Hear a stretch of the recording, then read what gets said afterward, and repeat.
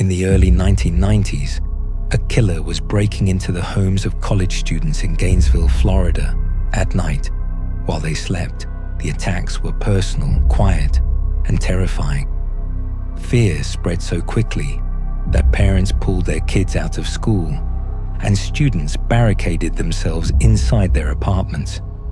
What happened in Gainesville didn't just traumatize a town. A few years later, it helped inspire one of the most famous horror films ever made.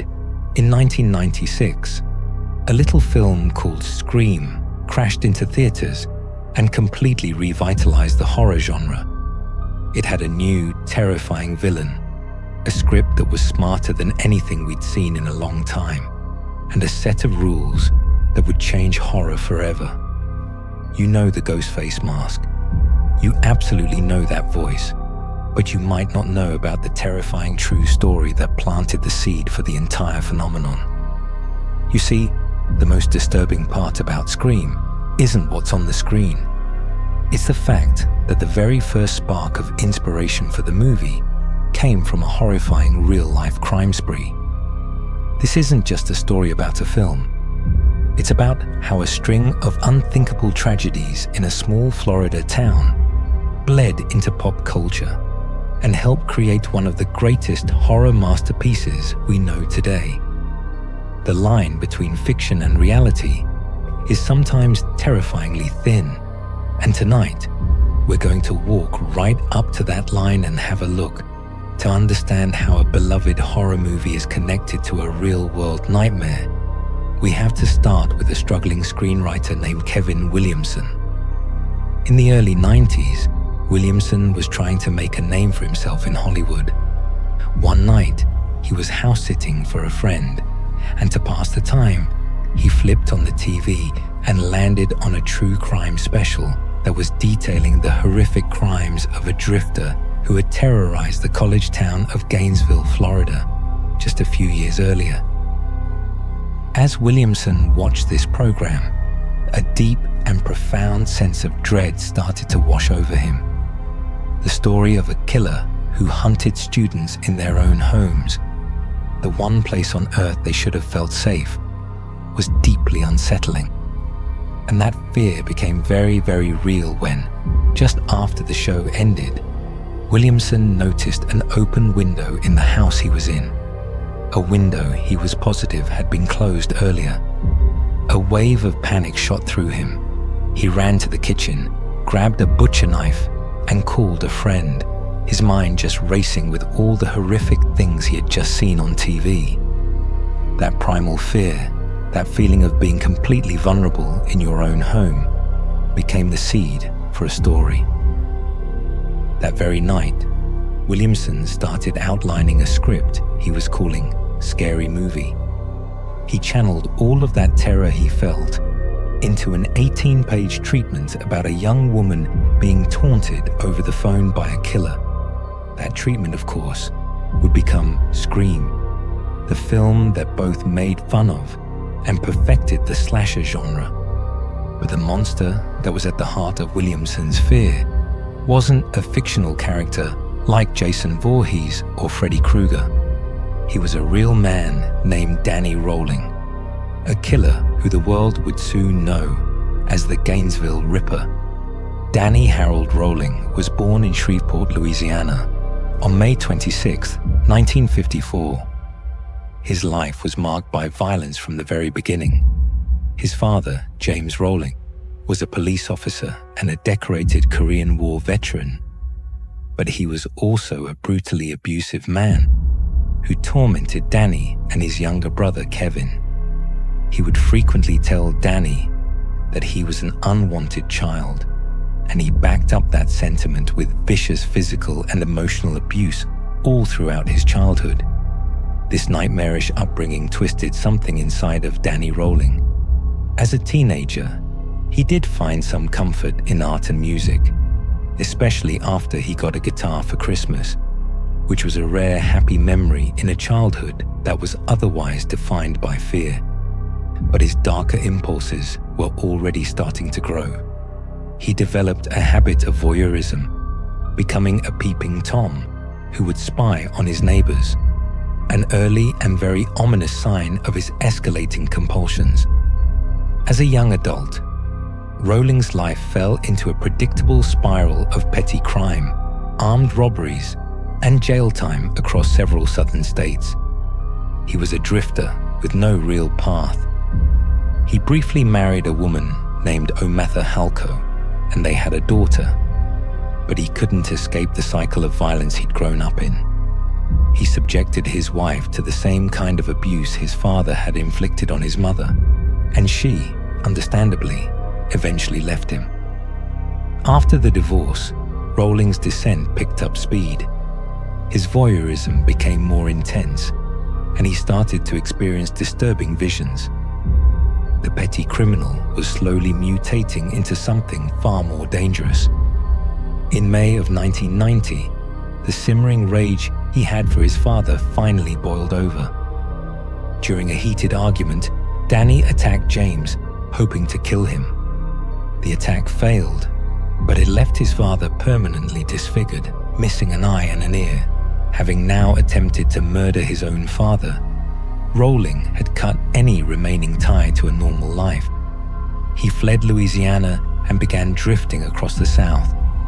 But this time, his crimes would escalate to a truly unimaginable level of brutality. Before he ever set foot in Gainesville, Danny Rowling had already become a murderer. In November 1989, back in his hometown of Shreveport, Rowling broke into the home of the Grissom family. He murdered 24-year-old Julie Grissom, her 55-year-old father, William Tom Grissom, and her 8-year-old son, Sean. The crime scene was horrific. Julie's body had been mutilated and posed in a way that would become his gruesome signature.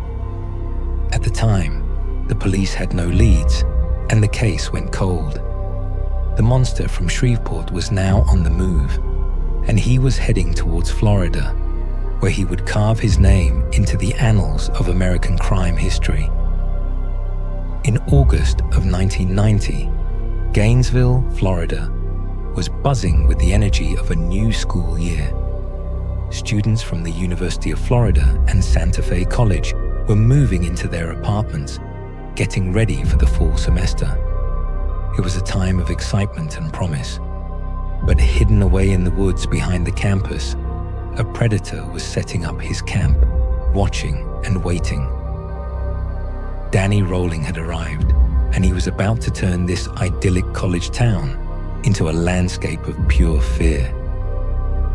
The horror began on Friday, August 24th, 1990. Rowling pried open the door of an off-campus apartment that belonged to two incoming freshmen, 17-year-old Christina Powell and 18-year-old Sonia Larson. He found Christina asleep on a sofa downstairs, but slipped right past her, heading upstairs. There, he attacked and stabbed Sonia Larson to death. He then returned downstairs to Christina. He taped her mouth shut, raped her, and then stabbed her 5 times in the back, killing her. In a chilling display that would become his calling card, Rowling didn't just kill his victims, he desecrated them. Before he left, he posed both of their bodies in sexually provocative positions, an act designed purely for psychological terror. The town had no idea what had just happened. As Saturday morning dawned, the bodies of Christina and Sonia wouldn't be discovered until later that weekend. For Rowling, the hunt was just beginning. The very next night, August 25th, he broke into the apartment of 18-year-old Krista Hoyt, a Santa Fe College student who also worked as a file clerk for the sheriff's office. She wasn't home when he got inside, so he waited. When she returned, he ambushed her, subdued her, and just like his previous victims, raped and murdered her. But what he did next was an act of almost unimaginable depravity. Rowling decapitated Krista Hoyt. He then placed her severed head on a bookshelf, positioning it to face her own posed, mutilated corpse. It was a grotesque display, a silent, screaming message for whoever found her. For one day, there was silence. Then, on Monday, August 27th, the Ripper struck for the last time. He broke into the apartment of two 23-year-old University of Florida students, Tracy Pauls and Manuel Taboada. This time, the victims were awake. Manuel Taboada fought desperately for his life, but he was ultimately overpowered and killed. Rowling then attacked and killed Tracy Pauls. Unlike his other victims, their bodies weren't as elaborately posed, which led investigators to believe he may have been interrupted or had to rush. By Monday evening, the peace in that town was shattered. Over the course of 4 brutal days, 5 young students had been slaughtered in their own homes. The news spread like wildfire, and a wave of unprecedented panic washed over Gainesville. Students began fleeing the campus in droves. More than 700 students who had just arrived for the semester left and never returned. Those who stayed lived in a state of constant fear. Gun sales soared. People changed their locks, slept with weapons by their beds, and refused to walk alone. The university effectively shut down, canceling classes and providing escorts for anyone who needed to travel after dark. A massive investigation was launched, with hundreds of law enforcement officers descending on the small town. Desperate to catch the monster they had dubbed the Gainesville Ripper, the terror that gripped Gainesville was very real. A city held hostage by an unseen phantom. It's the kind of fear that feels like it's been pulled straight out of a horror movie. But for the students and families there in 1990, it was a terrifying reality. As the investigation intensified, the pressure to find the killer was immense. The entire state of Florida, and really the whole nation, was watching. In this frenzy, investigators quickly zeroed in on a person of interest, a University of Florida student named Ed Humphrey. Humphrey had a history of mental health issues, including bipolar disorder, had been acting erratically, and had recently been arrested for assaulting his grandmother. To some, he seemed to fit the part. Humphrey was taken into custody on the assault charge and immediately became the primary suspect, his face plastered all over the news. The community thought they had their man. But as the investigation went on, the evidence just didn't add up. Most importantly, DNA evidence from one of the crime scenes showed the killer had type B blood. Humphrey did not. Despite this, he remained a focus of suspicion and was held for months on the unrelated assault charge, becoming the public face of the investigation for a community that was desperate for answers. The intense focus on the wrong person fueled an atmosphere of paranoia, a theme that would echo powerfully in the fictional town of Woodsboro years later. The real killer, meanwhile, was still out there, having slipped away from Gainesville. On September 8, 1990, just days after the final murders, Danny Rowling was arrested in Ocala, Florida, for an armed robbery at a Winn-Dixie supermarket.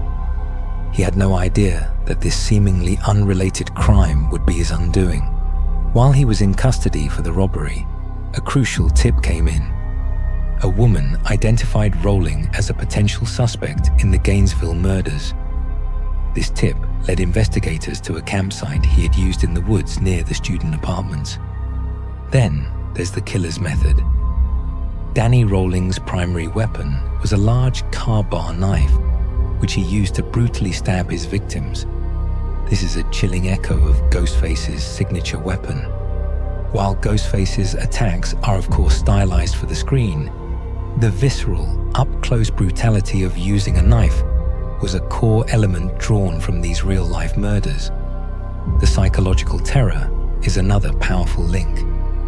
One of Rowling's most disturbing signatures was posing his victims' bodies after death. staging them in grotesque positions to maximize the shock and horror for whoever discovered them. The decapitation of Krista Hoyt and placing her head on a shelf is a prime example of this theatrical cruelty. While body posing isn't a central part of Ghostface's MO, the idea of a killer who stages his victims for a dramatic, horrifying reveal is certainly present in the films. What they found there was a goldmine of evidence. They discovered audio diaries on cassette tapes where Rowling talked and sang, alluding to his dark deeds. They also found tools that matched the marks left at the crime scenes. The final undeniable link came from science. Investigators compared DNA from the Gainesville murder scenes with evidence from the unsolved 1989 triple homicide back in Shreveport, Louisiana. The DNA was a match. Danny Rowling was the killer in both cases. In November 1991, while he was already serving time for robbery, he was officially charged with the 5 Gainesville murders. Ed Humphrey was finally and formally cleared. So let's connect all the threads. We have the horrifying reality of Danny Rowling's crimes, and we have Kevin Williamson's script, which became Wes Craven's Scream. While the movie is not a direct retelling, the echoes of the Gainesville Ripper case are undeniably there.